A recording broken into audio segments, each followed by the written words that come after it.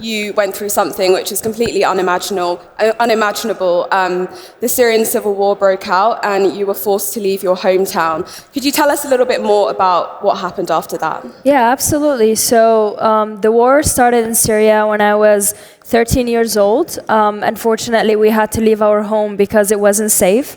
There were areas that were safer than some areas in Damascus. That's where I grew up.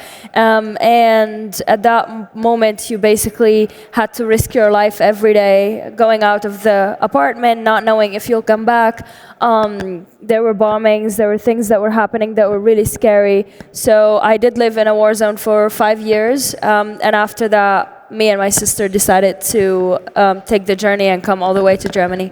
Yeah, and focusing on that journey, I mean, if you watched the film on Netflix, you would have seen, but you traveled by boat over, and whilst you were crossing the sea, again, something very tragic happened where the dinghy that you were traveling on was threatened to capsize, and you and your sister, along with the other refugees, actually had to get in the water.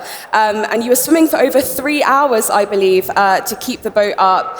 You, of course, made it to survival and made your way to Berlin. And so I'd love to know a bit more about what happened when you got to Berlin. How did you feel being here?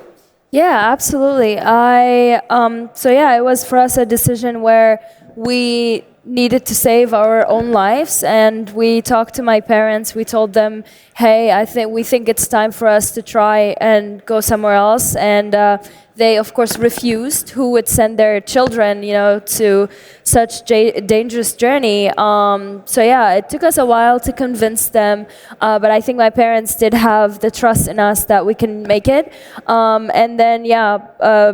It's kind of vivid, to be honest, how everything happened. It happened so quickly. There were a lot of Syrian refugees that were leaving the country, so it took us 25 days to get to Germany. We crossed almost 7 countries, and it was really hard because I was 17 at the time. I was naive. I didn't really understand what was going on.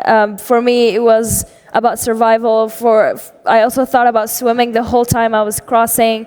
So it was so many things going to my head, but the thing that I was thinking about all the time, it was why me and what did I do to deserve this?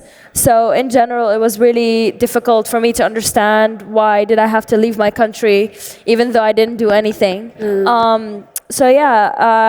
We left in 2015. We got to Germany in 2015, and we arrived in Berlin after 25 days. We were on the boat. We were 18 people, and we met the 30 people you can see in the movie. We met the 30 people where we really trusted.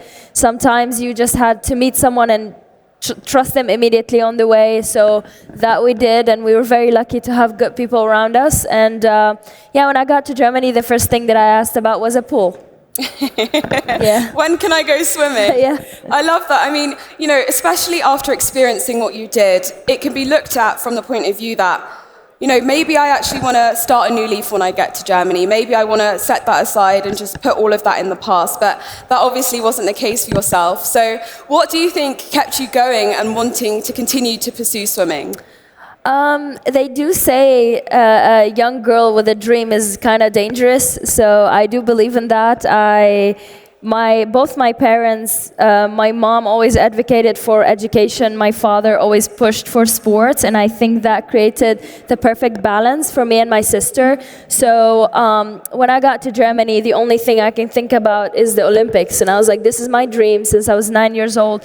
I want to go. So I meet this incredible coach, which he's here actually, Sen, and I tell him I want to go to the Olympics. So we plan to go to Tokyo 2020 and not Rio. And then the first ever Refugee Olympic team was created in 2016, and I was lucky enough to be one of the members, and that was the moment my dream came true. Sometimes we would go and train 3 times a day before the Olympics. That's how unready I was. It was only 1 year after I got to Germany.